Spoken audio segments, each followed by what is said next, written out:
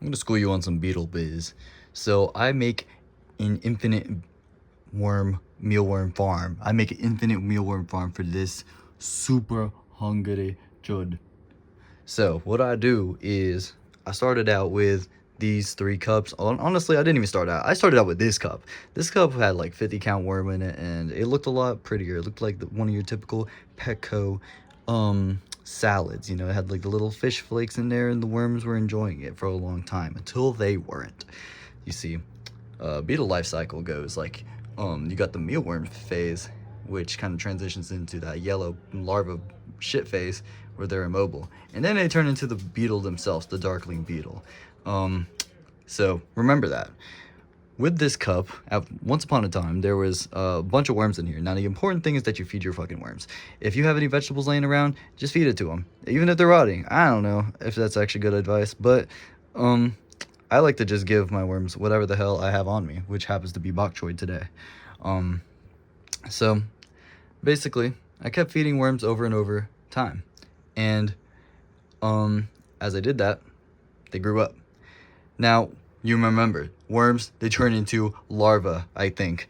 And that's the danger phase. When they're at the larva phase, they can't move. They don't move. And they become a target for all the other little micro worms in there. All the other mealworms that are hungry. They're hungry little hippos because they don't have bok choy. And so what do? They eat their cousins.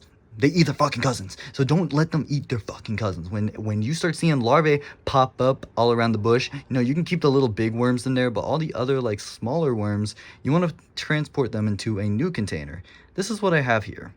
It's a new container filled with worms of various sizes. And as you can see, they are fucking up this bok choy. They are all over this shit. If you look really closely and I've aimed the camera right, you can see this one's a slightly above average baby. Sort of baby right there, right above my tweezers. That's good.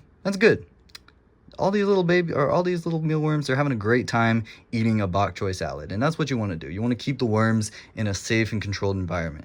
I have this dead darkling beetle right here to provide protein. I don't know if that's a good thing to do, but it's just something I do that seems to be working for this soon-to-be 2nd generation of new mealworms. Or I think 3rd generation. But anyways, let's explain the 3rd cup. By the time these larvae end up hatching, they'll turn into beetles. And you don't want the beetles around your worms for the exact same reason. They'll get really hungry, they're really strong, and nothing's going to stop them from eating their cousins. So you want to get the beetles into a safe, controlled environment for 2 reasons. 1, so they don't fuck up your farm. But 2, because the beetles will mate.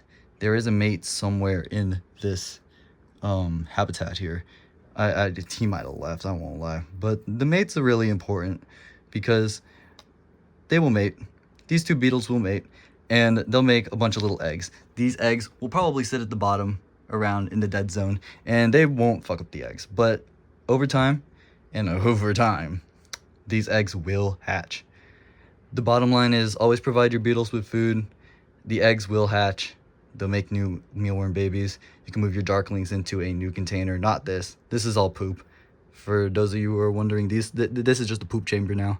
So it's going to get purged. But move them into a new thing with new little flakes. Remember to feed your beetles and cycle through containers. That's all I got to tell you to make infinite beetles for your happy little son.